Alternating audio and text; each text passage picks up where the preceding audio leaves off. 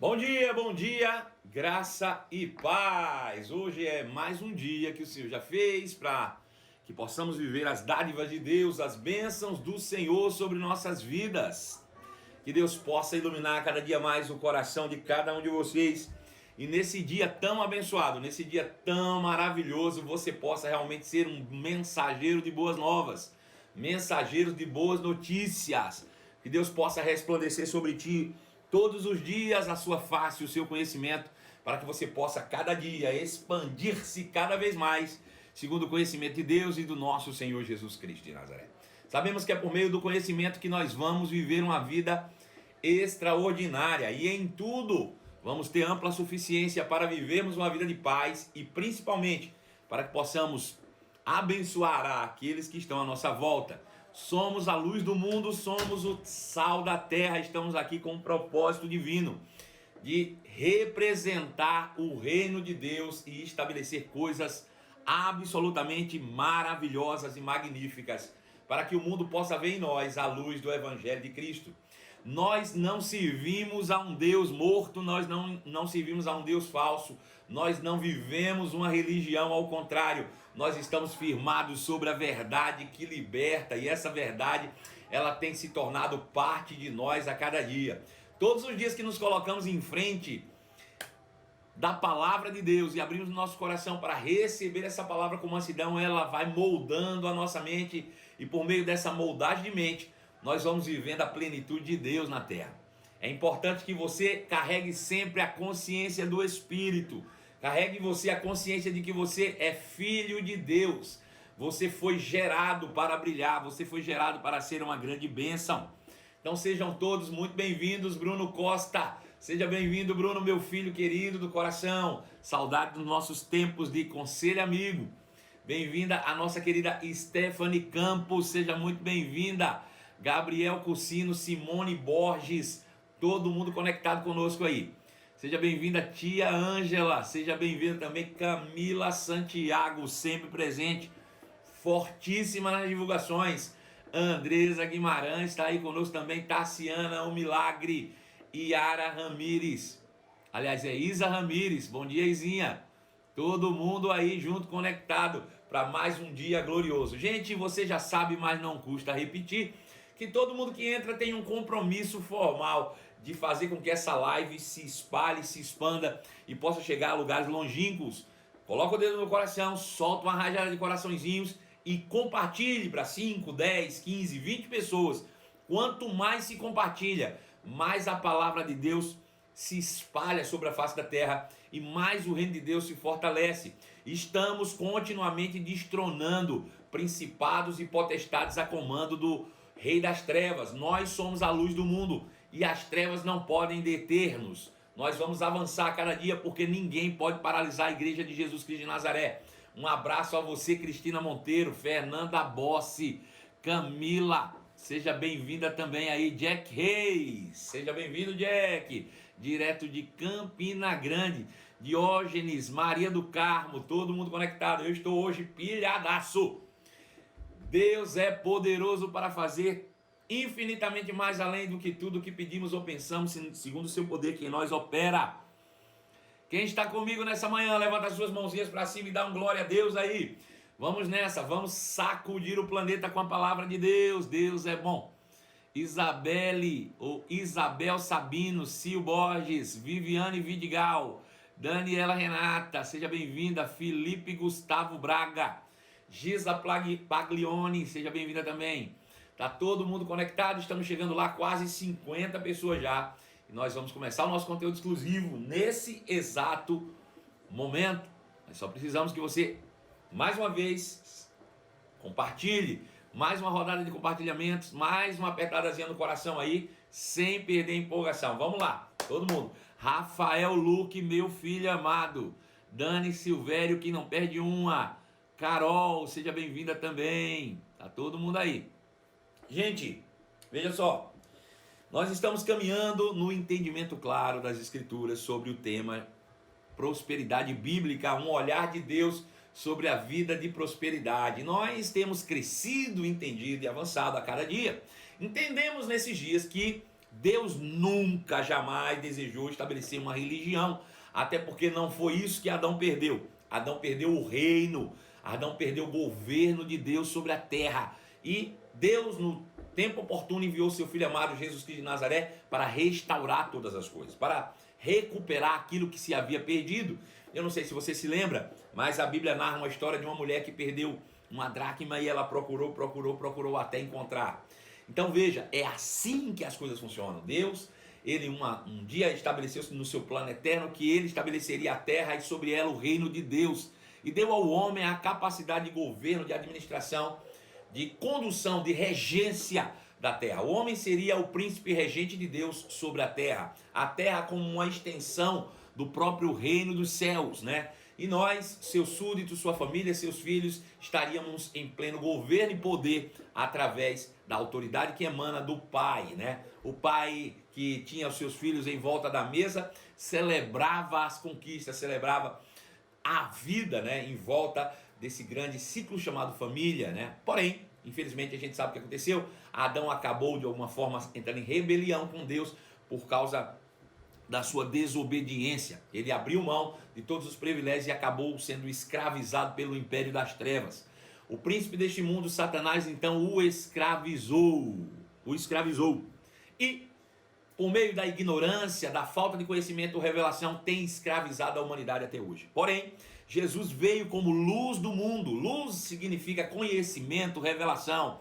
A luz do mundo que é Jesus, a revelação de Deus que é Jesus, aquele que expressa a verdade, que é o próprio Senhor Jesus, vem para trazer entendimento, clareza e luz. Satanás, inclusive, enganou toda a humanidade, colocando Deus como a fonte do problema da humanidade.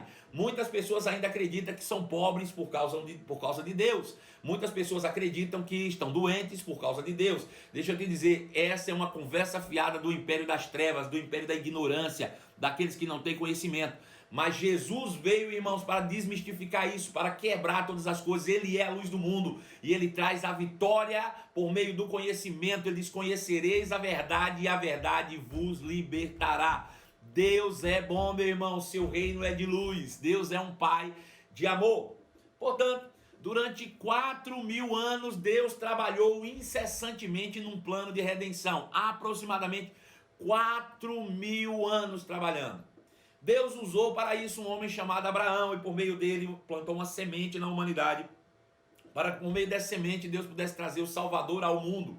E durante esses 4.000 anos, contando uma história contada pelo povo de Abraão, Deus apontou de que maneira ele faria o resgate da humanidade. Eles passaram durante 4.000 anos falando sobre uma promessa e esperando o dia em que o rei ungido voltaria para a terra para resgatar aquilo que se havia perdido. O rei ungido é Jesus de Nazaré. Ele é o rei ungido. Ele é o enviado de Deus, o Messias. A palavra Messias significa exatamente isso. O rei ungido enviado para resgatar o reino de Deus que se havia perdido. Porém, por que Deus passou tanto tempo, esperando? Nós vamos entender hoje. Veja, para isso Deus tinha feito 3 promessas a Abraão. Abraão, eu farei de ti uma bênção. E Deus realizou. E através da aliança que Deus firmou com Abraão, Abraão prosperou e a forma de Abraão reconhecer isso, foi as suas atitudes, as suas ações de gratidão, as suas ações de graça, e uma delas foi devolvendo os dízimos ao sacerdote Melquisedeque.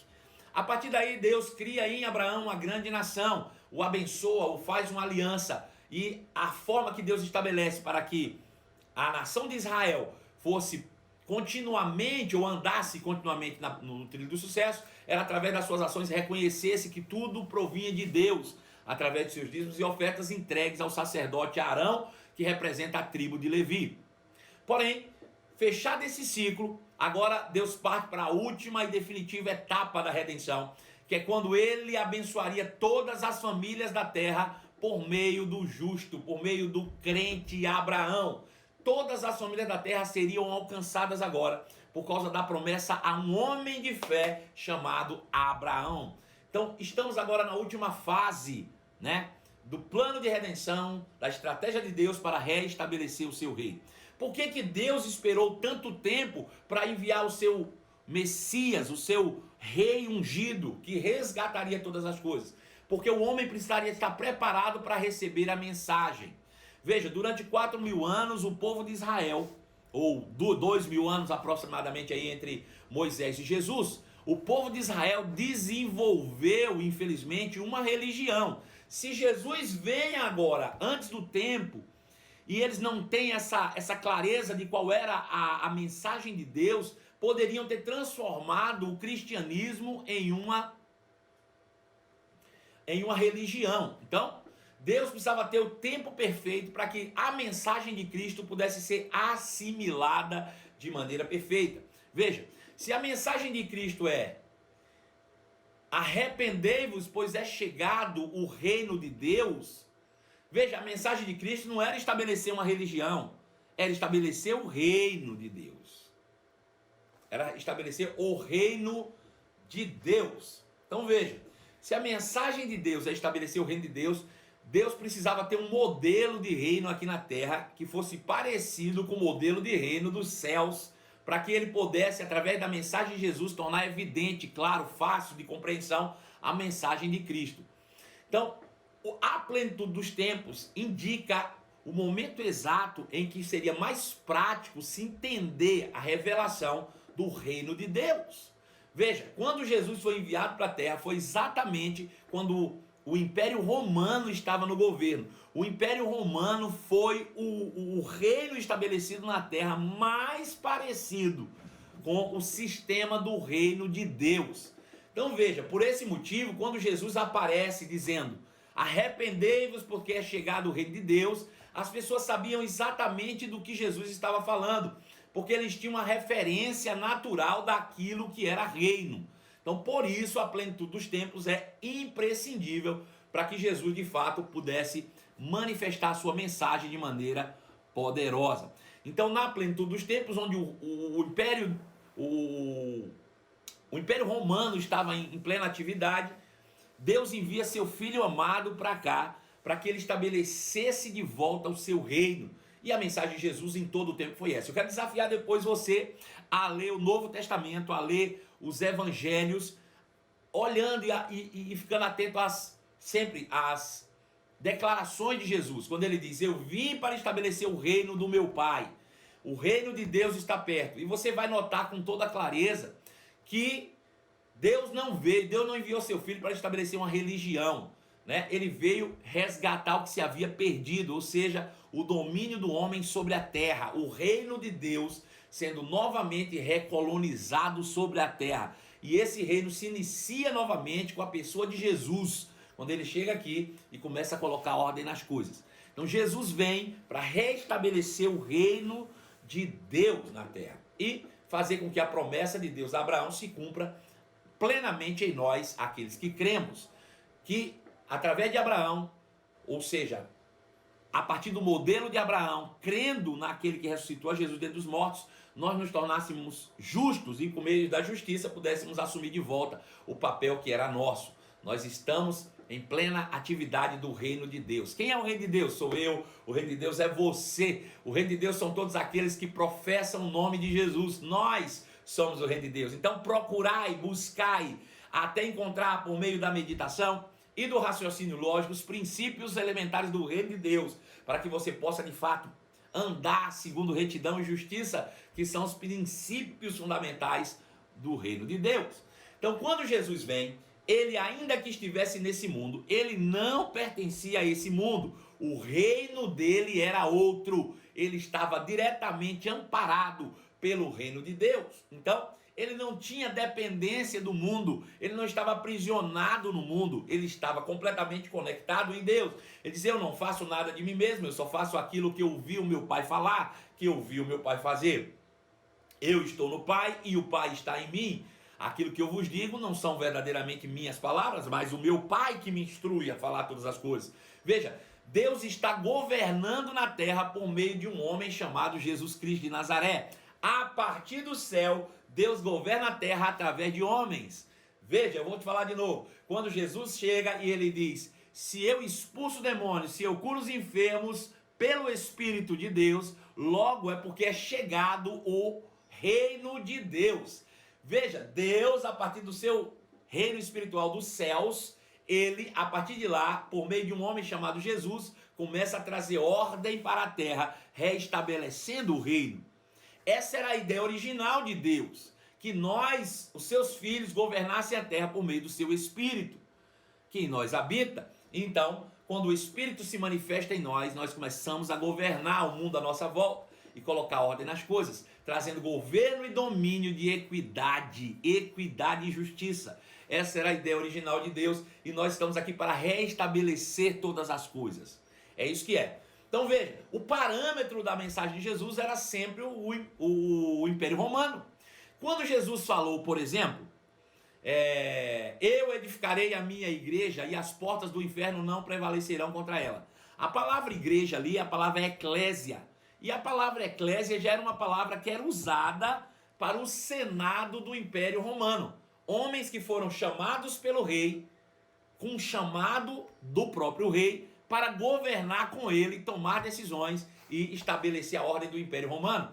Veja, Jesus disse, eu também tenho a minha eclésia, eu também tenho o meu senado, eu também tenho o meu conselho, a minha reunião de homens chamados que me ajudarão a governar a terra. Quem é a eclésia? Somos nós, sou eu e é você, que carregamos em nós um chamado divino para estabelecer todas as coisas sobre a terra.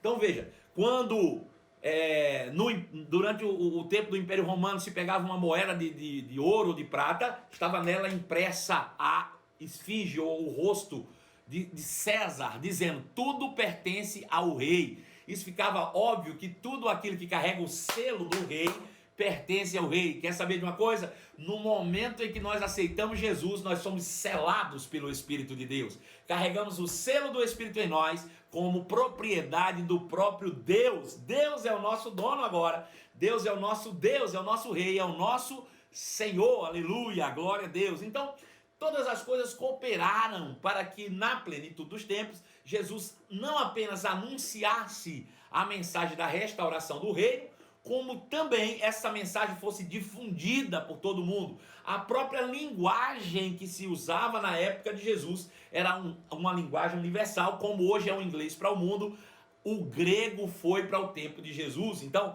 tudo isso cooperava com a manifestação do reino, a expansão e a forma de colonização de Roma era bem interessante. Eles ocupavam o território e fazia com que a cultura de Roma fosse estabelecida naquele lugar. Então aquele lugar, eles não exterminavam as pessoas, eles aculturavam eles com a cultura de Roma. Então é a mesma coisa, quando nós aceitamos a Cristo, agora nós somos influenciados pelo céu, sem sair da terra, para que onde a gente esteja, o céu também possa estar por meio da cultura celestial aplicada em nós. Nós que somos cidadãos dos céus hoje, onde estamos, manifestamos o reino por meio de uma cultura que está em nós.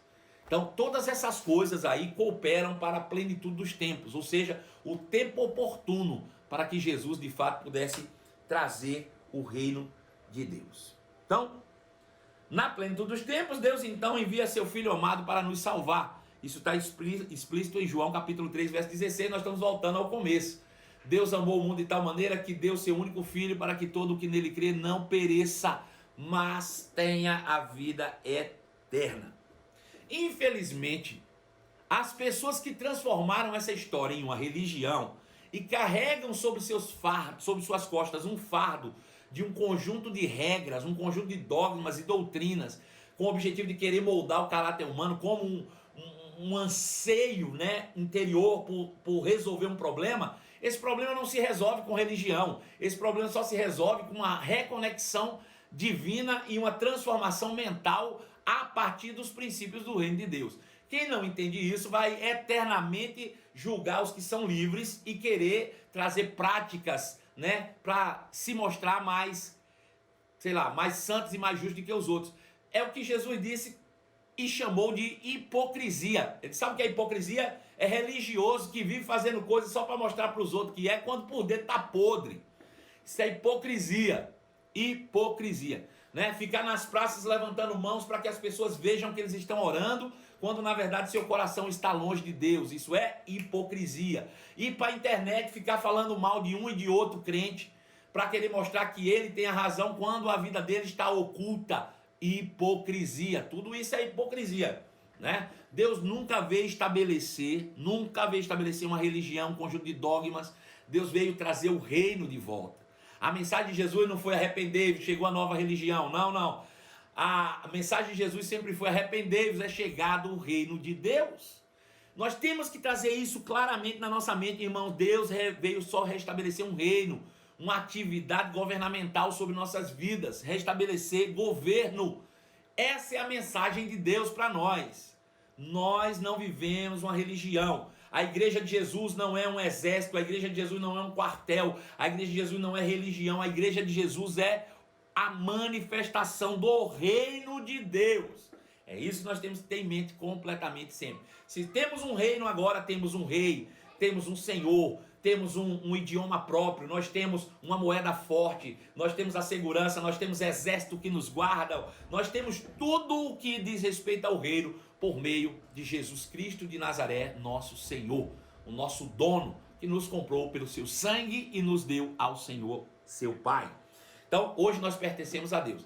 Infelizmente, a má compreensão de tudo isso leva as pessoas a pensarem que Jesus veio para mostrar que ser pobre é que é ser bonito, ser pobre é que é ser realmente santo, né? Que o dinheiro tira a sua santidade, bababá, bababá, bababá, conversação fiada, porque veja, quando Jesus nasce, não se anuncia o nascimento de um profeta, não se anuncia o nascimento de um religioso, não se anuncia o nascimento de um mártir, não. Quando Jesus nasce, se anuncia o nascimento de um rei. Nasceu o rei dos judeus. Foi isso que se anunciou. Nasceu o rei dos judeus. Nasceu o rei. Ele veio como rei. Como é que um rei pode ser pobre? Não é pobre, mas é porque é o conceito de riqueza que a gente dá. Deixa eu te dizer uma coisa. Não existe rei sem suprimento, sem reino, sem povo, sem governo, sem exército. Não existe rei sem reino. Jesus veio com esse propósito de se tornar a manifestação do reino. E nasceu o rei. Nasceu o rei. Jesus é rei. Pobreza não tem nada a ver com reino. Você nunca viu um reino pobre. Aleluia.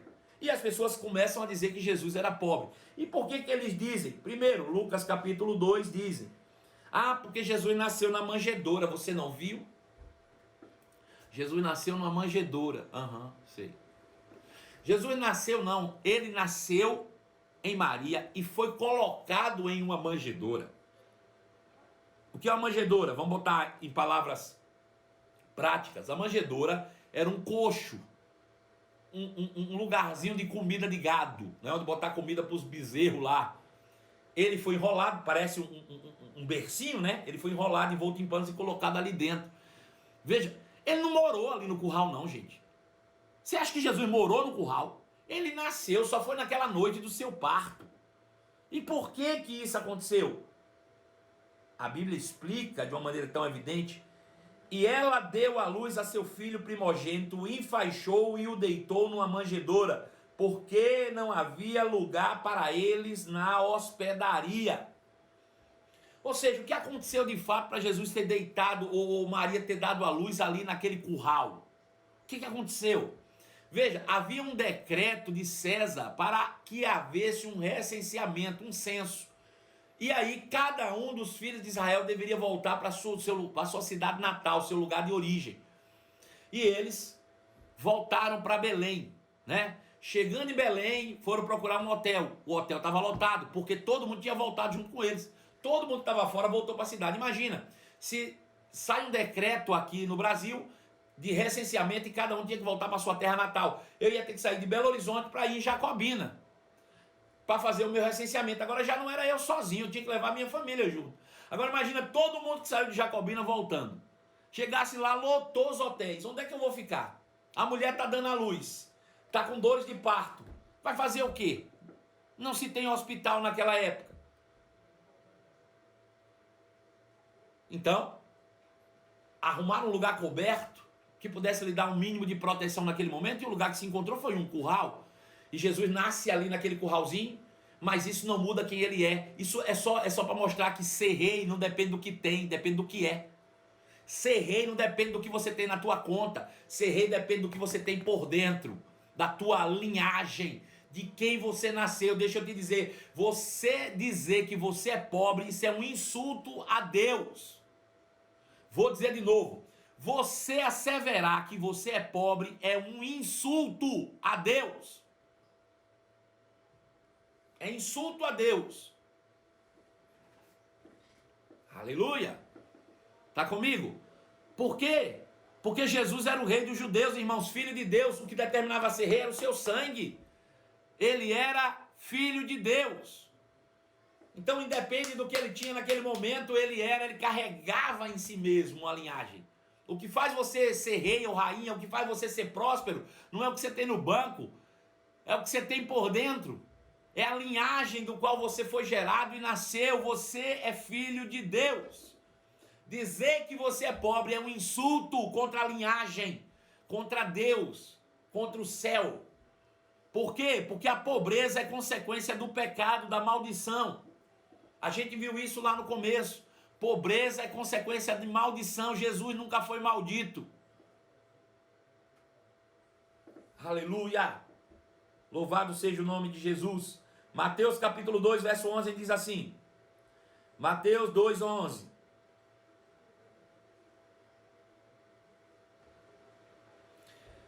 Ao entrar na casa, viram o menino com Maria, sua mãe, e se prostraram e o adoraram. Está falando de quem? Dos reis que foram visitar Jesus depois do seu nascimento.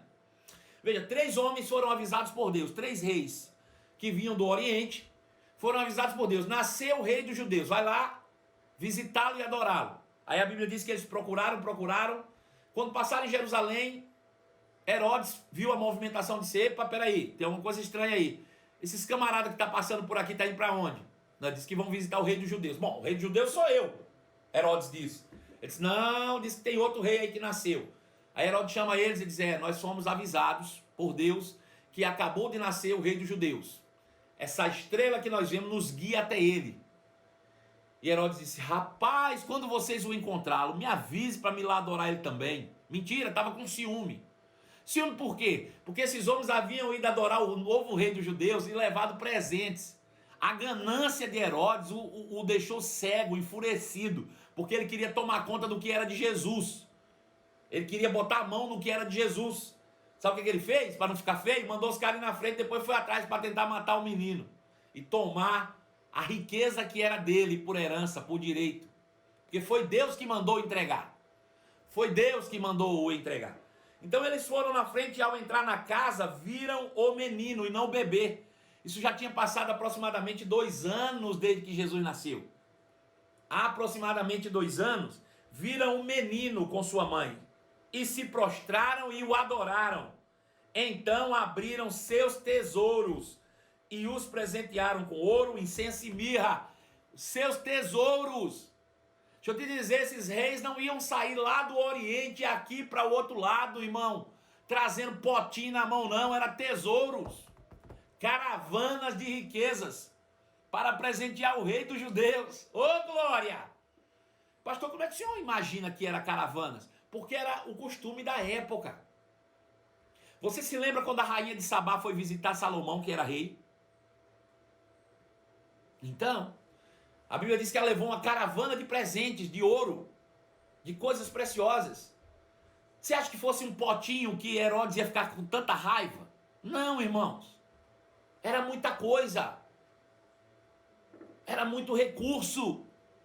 Recurso suficiente para que Jesus tivesse uma boa educação, uma boa criação, que ele fosse suprido em todas as coisas até que chegasse a plenitude dos tempos, para que ele se manifestasse como Cristo. Deus não colocaria um filho no mundo para que esse passasse necessidade. Quando Deus criou Adão, antes de Adão nascer, Deus já tinha colocado toda a riqueza disponível. Você acha que com Jesus seria diferente? Jesus é o segundo Adão. Aleluia! Então dizer que Jesus era pobre é um insulto a Deus e à inteligência. Me perdoe. As pessoas carregam um monte de pensamento errado, baseado em textos fora de contexto. Por exemplo, Lucas 9,58 diz assim: Jesus certa vez respondeu: as raposas têm tocas onde morar e as aves têm ninhos, mas o Filho do Homem não tem sequer um lugar para recostar a cabeça. Por causa dessa frase de Jesus, as pessoas diziam que Jesus não tinha casa, que Jesus era sem teto, que nem casa ele tinha para morar. Veja que absurdo. Não olha o contexto, irmãos, e fica criando pretexto, né, para justificar suas fragilidades. Ah, eu não tenho casa porque Jesus também não tinha casa. Jesus tinha casa, e não era uma só não, ele tinha mais de uma casa, ele tinha mais de uma residência fixa, né? Então veja, eu vou te mostrar alguns textos para a gente avançando. Mateus capítulo 4, verso 12 diz: quando Jesus soube que João havia sido preso, voltou para Galiléia. Saindo de Nazaré, mudou-se para Cafarnaum, junto ao mar da Galiléia, na região de Zebulon. Então ele mudou-se. Mateus 9:1 diz: Jesus entrou num barco e atravessou o mar até a cidade onde morava. Ele morava? Marcos capítulo 2, verso 1 diz: depois, quando Jesus retornou a Cafarnaum, a notícia correu de que ele tinha voltado para casa. Aleluia! Em pouco tempo, a casa onde ele morava ficou cheia. João capítulo 1, verso 39. Venham e vejam, disse Jesus. Era cerca de 4 horas da tarde, quando o acompanharam até o lugar onde Jesus estava morando. Então Jesus morava. Outro texto curioso que prova disso, irmãos, que as pessoas criticam que a igreja não deveria mexer com dinheiro, etc. Veja, Lucas capítulo 8, verso 1 diz assim, Lucas 8, 1. Pouco tempo depois, Jesus começou a percorrer as cidades e os povoados vizinhos, anunciando as boas novas a respeito do reino de Deus.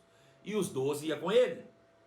E também algumas mulheres que tinham sido curadas de espíritos impuros e enfermidades. Entre elas estava Maria Madalena, de quem ele havia expulsado 7 demônios, Joana, esposa de Cusa, administrador de Herodes, e Susana, e muitas outras que contribuíam com seus próprios recursos para o sustento de Jesus e seus discípulos.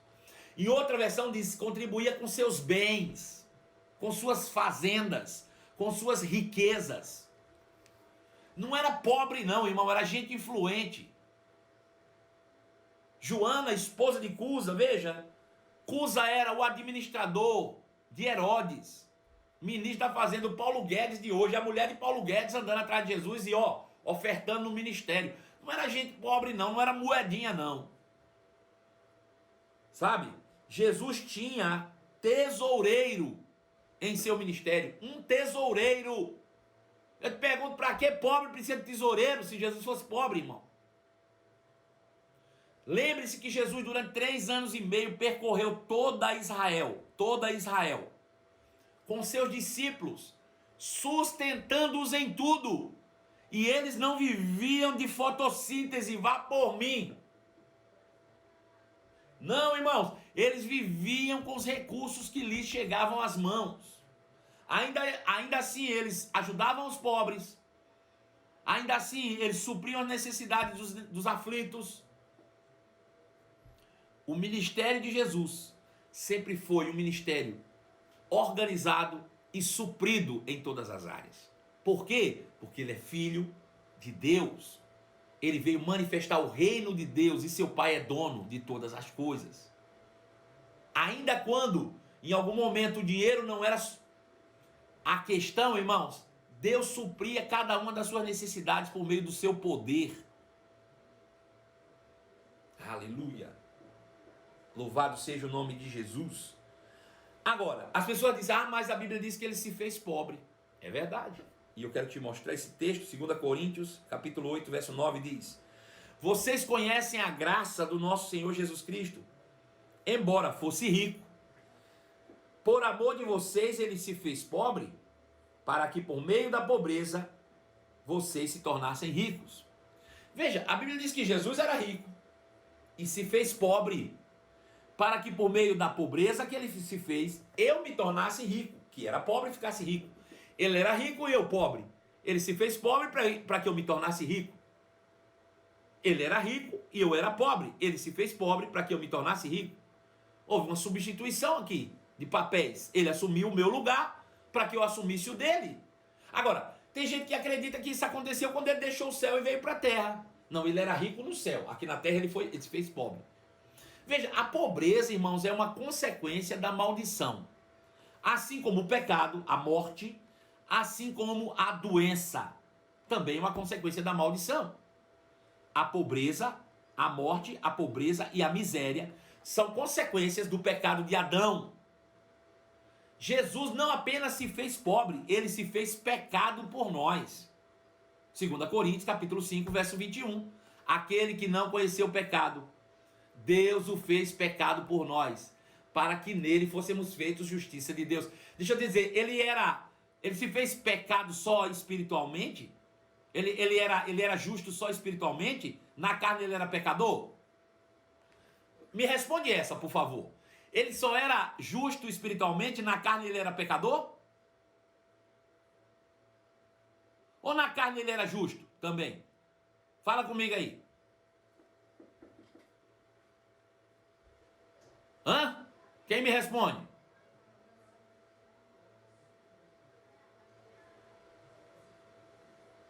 Não o quê? Não. Jesus era justo em todo o seu ser, sim ou não? Jesus era justo no espírito, justo na alma, justo no corpo, sim ou não? Era ou não era? Pronto. Se ele era justo em tudo na carne, por que ele só era próspero no espírito? Ô, alô? Abra a cabeça aí, crente. Se ele era justo todo, meu irmão, ele era próspero em tudo. Ele era rico em tudo. Ele era rico em tudo. A grande questão é o seguinte, é que a riqueza de Jesus não era manifesta como a gente quer expor aqui, mostrando para mostrar para os outros que eles são pobres. Jesus nunca fez questão de mostrar o quanto os outros não tinham, não. O problema nosso é que a gente se acha justo, a gente se acha rico, quando a gente acha alguém que não tem o que a gente tem. Deixa eu dizer, nós somos daqui, meu irmão, nós somos da terra. Deixa eu te dizer uma coisa, nós somos da terra. Nós somos da terra, tá? Só que somos governados pelo céu. Deus não nos fez para o céu, não. Deus não nos fez para o céu, não. Deus nos fez para a terra. Para a terra. Para que Ele pudesse governar a terra a partir do céu. Jesus desfrutou de tudo o que era terreno. Em que momento Jesus jogou dinheiro fora? Me diz aí. Porque era da terra, ele não queria. Hã? Jesus usou o dinheiro da terra. Como é que ele não quis? Ele não estava preso a isso. A riqueza dele era a riqueza que Deus criou na terra. Essa riqueza na terra foi criada por Deus para suprir os homens na terra. Na terra se tem. Agora, tudo isso nasceu do que não se vê. Nós aprendemos nas lives passadas que o que é visível veio a existir a partir do que não se vê. É Deus que do mundo invisível sustenta o nosso mundo visível. Nós somos criados para a terra. Vamos até dar uma passeadinha no céu, mas vamos voltar de novo para a terra. Nós fomos criados para aqui, ó, para que a terra fosse a extensão do céu. Faze a tua vontade na terra como ela é feita no céu.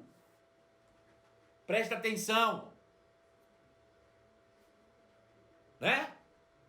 É isso. Jesus se fez pobre porque ele era rico. Rico de quê? Aqui na terra. Rico aqui na terra. Como ele era justo e se fez pecado aqui na terra. Agora, quando foi que ele se fez pobre? Quem pode me dizer quando foi que ele se fez pobre? Veja, tanto a pobreza, quanto o pecado, quanto a doença é consequência da maldição. Quando foi que Jesus se fez pobre? Quem pode me responder? Quando foi que Jesus se fez pobre?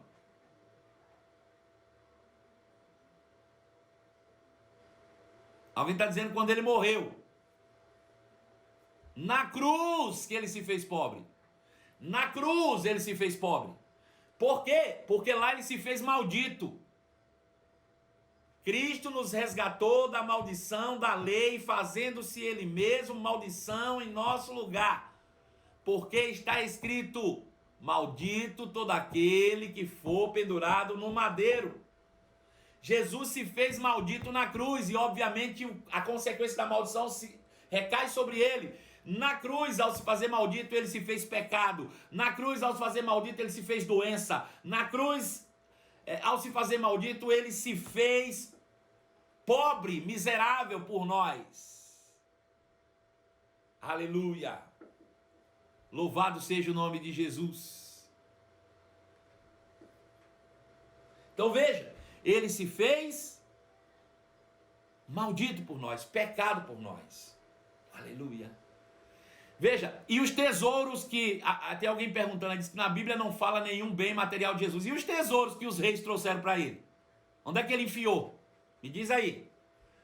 Onde é que ele colocou os tesouros que os reis trouxeram? Ou ele só olhou e jogou fora? Hã?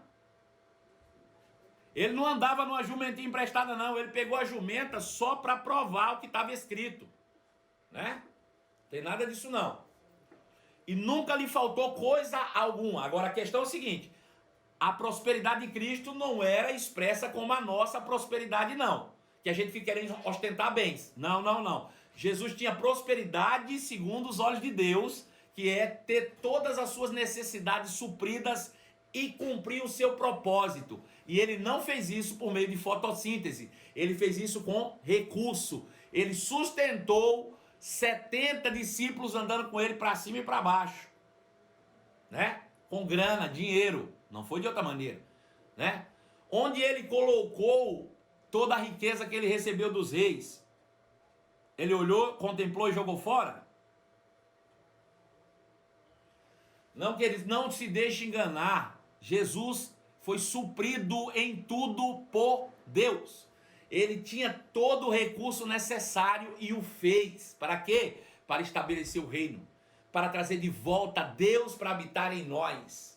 Jesus não apenas doou o que tinha, mas se doou por nós. A maior riqueza que Jesus podia dar era a própria vida. E ele deu por nós. Aquele que nem o seu próprio filho poupou, antes o entregou por todos nós.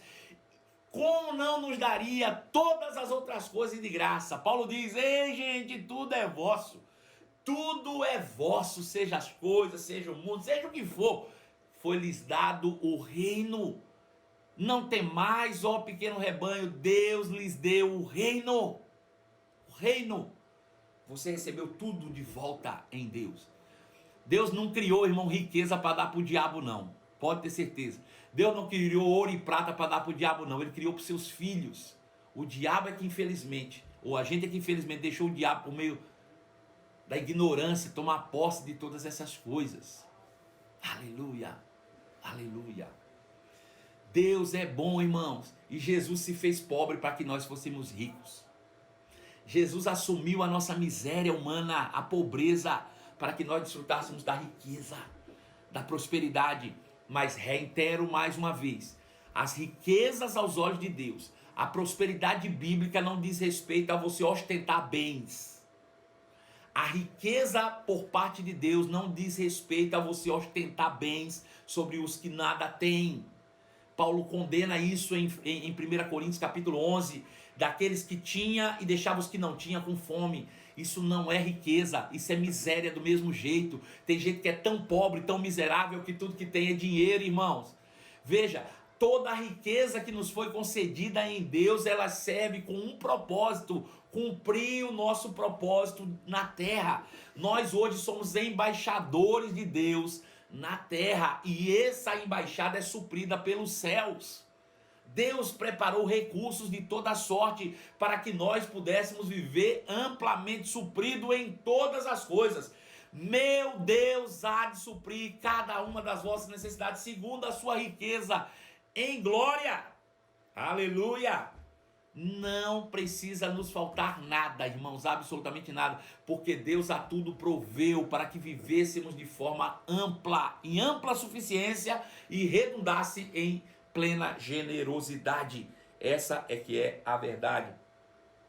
Então Gálatas capítulo 3, verso 13 diz que Cristo nos resgatou da maldição da lei. Ou seja, o que Adão fez, né? o que Adão fez, colocando toda a humanidade debaixo de maldição, Jesus, em um único ato de justiça, nos resgatou da maldição. Agora veja, o homem vivia no Éden, que era a graça de Deus, a manifestação do reino de Deus, pela fé, tendo ampla suficiência. Aí o pecado de Adão nos fez decair dessa graça, perder o reino, sermos escravizados no império das trevas, nos tornar malditos e viver na pobreza. Aí Jesus vem e nos resgata da maldição da lei. Nos resgata para onde? Para onde Jesus nos resgatou? Para onde ele nos levou de volta? Quem pode me dizer? Jesus veio, eu vou ler de novo, Gálatas 3:3. Cristo nos resgatou da maldição. E nos levou para onde? Quem pode me dizer? Vamos lá, estou esperando aí.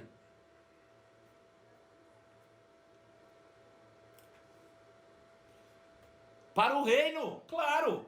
Nos resgatou da maldição da lei, que é o império das trevas, onde eu estava escravizado pela lei, me transportou para o reino do Filho do seu amor, que é a graça bendita de Deus. Hoje eu estou de novo no reino. Ora, se eu estou no reino, obviamente que foi restaurada todas as coisas. Se eu continuo pobre e miserável, é porque eu ainda continuo no império das trevas. Aleluia! Ele me transportou de volta para o reino do Filho do seu amor. Me resgatou da maldição e me fez bendito. Então em Cristo se cumpre a terceira promessa de Deus a Abraão. Em ti eu farei benditas todas as famílias da terra. Deixa eu te dizer, o que Jesus fez, irmãos, agora não afetou apenas ele, não afetou apenas a sua nação israelita ou judaica, mas afetou o mundo inteiro. Todo aquele que crê em Jesus recebe poder de ser feito filho do dono do reino, filho de Deus. Toda a humanidade agora restaurada ao reino. E nós, obviamente, temos um sumo sacerdote. E quem é o nosso sacerdote? Quem é o nosso sacerdote? Jesus de Nazaré. Da mesma forma como Melquisedeque foi sacerdote para Abraão, da mesma forma que Levi foi sacerdote para o povo de Israel, assim Jesus é o nosso sacerdote. Jesus é o nosso sacerdote. E como é que eu faço hoje para poder testemunhar de que eu sou suprido pelo reino e não pelas trevas? Qual é a ação que eu tenho que demonstrar para declarar pela fé em meus atos que eu sou suprido pelo reino e não pelas trevas? O que é que eu tenho que fazer? Me conta aí. Quem pode me dizer? Aleluia! Quem pode me dar aí uma dica? Reinar em vida é uma coisa, sim. Ter uma vida em Cristo, sim, é uma coisa também. Mas veja, eu estou falando de outra coisa. Abraão creu em Deus, lhe foi considerado como justiça, ele prosperou e ele fez algo entregando nas mãos de Melquisedeque. Aí o povo de Israel foi colocado numa terra prometida, viveram abundantemente, depois que viveram, entregaram algo nas mãos de Levi, que era o sumo sacerdote. Hoje nós somos tomados do império das trevas e devolvidos para o reino do Filho do seu amor e temos Jesus como sacerdote. O que é que eu preciso fazer para declarar isso? Honrar, dizimar, o que mais? Crer e dizimar, ser grato. Veja que a história se repete. É a mesma história. É Deus fazendo a mesma coisa de maneira maior. E agora se completa o plano da redenção em Cristo Jesus. Aleluia. Veja, isso não é, irmãos, uma obrigação, não é um fator de lei. Não é? É uma atitude do coração de gratidão, de entendimento de que você estava morto e foi ressuscitado, de que você estava maldito e foi feito bendito, de que você estava aprisionado no império das trevas. É só você pensar no povo de Israel. A história do povo de Israel é uma história natural que exemplifica a nossa história espiritual. O povo de Israel estava escravizado no Egito. O Egito simboliza o mundo. Faraó simboliza o diabo e nós estávamos escravizados no mundo pelo diabo.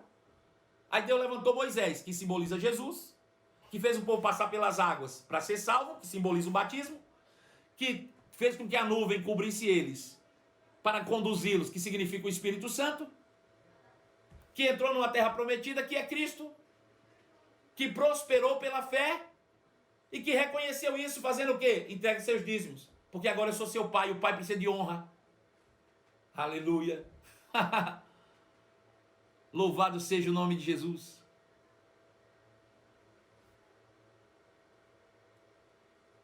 Então veja, a maior prosperidade que a gente pôde alcançar, irmãos, é ter sido resgatado do império das trevas e transportado para o reino do seu amor. Ter tido a nossa identidade restituída como filhos do rei, filhos de Deus. O resto é consequência. O resto é tomar posse do que já era nosso, por direito. A maior riqueza da nossa vida, irmão, não é dinheiro. A maior riqueza da nossa vida é o novo nascimento, é ter a natureza de Deus, é ter o Espírito de Deus habitando dentro de nós. É sermos chamados de filhos de Deus, é termos essa natureza latente. Agora, isso não quer dizer que o dinheiro não faça parte da prosperidade bíblica. A diferença, irmãos, é que nós não fomos criados por dinheiro. O dinheiro é que foi criado para nós. Todos os recursos de Deus foram criados para a disponibilidade dos filhos. Deus disse, eu sou o dono do ouro e da prata. Para que Deus quer ouro e prata? Quem precisa disso é a gente, irmão. Quem precisa disso é eu e você. Para desfrutar e viver a plenitude de tudo isso em Cristo Jesus. Esse é o nosso propósito de vida. Agora, eu vou usar todos os recursos que chegarem na minha mão para cumprir o meu propósito. Eu vou dizer de novo. Eu vou usar todos os recursos que chegarem às minhas mãos para cumprir o meu propósito. E qual é o meu propósito? Levar o evangelho a todas as pessoas da terra. Eu serei incansável, deixa eu te dizer. Pode parecer para você que o dinheiro, teu dinheiro vale muito, né? Sabe o que vale muito para mim? A minha inteligência. Sabe o que vale muito para mim? A minha saúde. Sabe o que vale muito para mim? A minha voz. Sabe o que vale muito para mim? O meu raciocínio lógico. Sabe o que vale muito para mim? A minha destreza com as palavras. Isso vale muito para mim. E dinheiro não compra isso. Eu não vou investir apenas o dinheiro que eu tenho. Eu vou investir a minha vida. Eu vou investir a minha voz. Eu vou investir a minha inteligência. Eu vou investir tudo que eu tenho no cumprimento do meu propósito. Porque a maior tragédia da vida humana não é a morte. A maior tragédia da vida humana é uma vida sem propósito. É uma vida sem legado. Aleluia. Eu vou me gastar por inteiro até que eu possa alcançar todas as pessoas que estiverem ao meu alcance por meio do conhecimento da palavra. Eu vou me entregar incansavelmente e todos os recursos que chegarem às minhas mãos eu vou investir no meu propósito. Eu vou investir para que mais pessoas conheçam a verdade acerca do evangelho, de que eu tenho um pai que é bom e que proveu todas as coisas de antemão, porque ele é um Deus inteligente e não burro. Deus é um Deus inteligente, e não coloque Deus no rol dos ignorantes. E nem insulte a realeza dizendo que você é pobre. Imagina o príncipe Harry agora, recentemente, deixa eu te dar um exemplo. O príncipe Harry, entre aspas, envergonhou a realeza quando pediu exoneração do cargo real. Né? Ser príncipe e se dizer plebeu, ser príncipe e se dizer pobre é insultar a realeza. Insultar a realeza.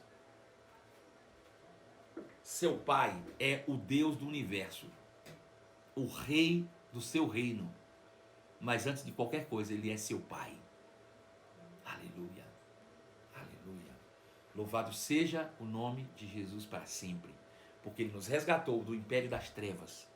A masmorra, a escravidão, o calabouço, de onde as almas pecadoras estão aprisionadas. Ele nos libertou, mas não apenas nos libertou, ele nos resgatou e nos transportou para o reino. O reino, o reino, o reino, o reino. Você se dizer pobre e não querer participar da riqueza do reino é afronta à realeza, uma afronta a Deus. Você rejeitar a sua herança é uma afronta a Deus. Afronta a Deus. Pedro, nós temos alguma pergunta aí na nossa caixa de minhoca?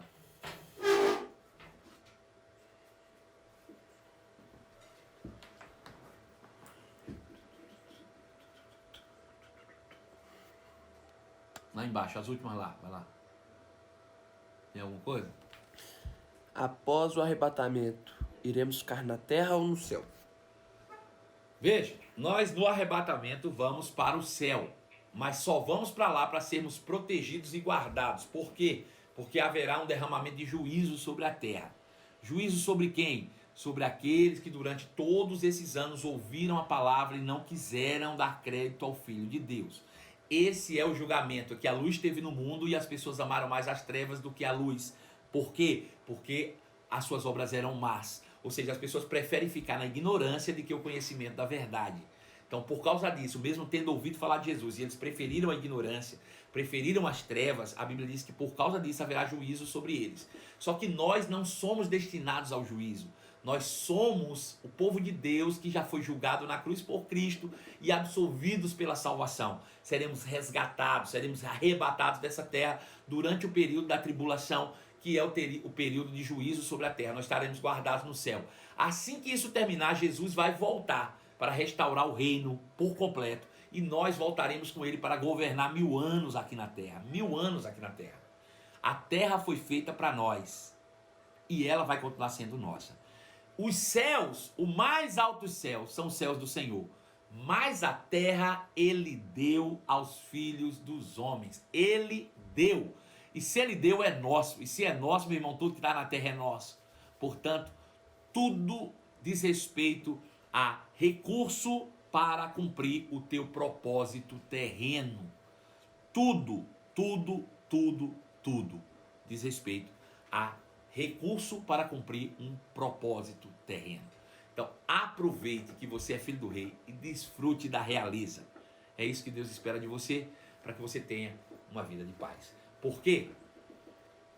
Porque Romanos capítulo 5, 17 diz: aqueles que receberam a abundante graça através do dom da justiça reinarão em vida por meio de um só homem, a saber, Jesus Cristo. Veja, se a morte reinou pelo pecado por causa de Adão, a justiça reina a justiça reina em Cristo para nosso benefício, para que vivamos uma vida plena em Deus. É isso que a Bíblia diz. Então, aqueles que estão em Cristo e receberam a abundante graça e o dom da justiça estão locados de novo dentro do reino de Deus e viverão uma vida de reis. Reinarão em vida por meio de um só, a saber, Jesus Cristo. Amém? Logo mais, às 23 horas, nós vamos começar a encerrar o nosso conteúdo, né? Para que na semana que vem a gente comece um novo tempo e vai ser um tempo precioso. Nós vamos falar sobre... Fala agora! Não. Vou te dar uma chance ainda. Vou abrir outra caixa de mensagem aí e vou colocar duas, né? Eu já sei o que nós vamos falar, só para ver como é que vocês estão aí dentro dessa perspectiva. Nós temos um assunto aí que o pessoal votou bastante e a gente vai colocar em voga. Vou botar 2 assuntos aí, você vota um dos 2 e determina aí qual que a gente vai ver na próxima semana. Mas eu já tenho ele no coração, eu sei que vai dar isso e vai ser bom demais, tá bom? Amo vocês, um beijo no coração e até logo mais às 23 horas em nome de Jesus. Devagarzinho.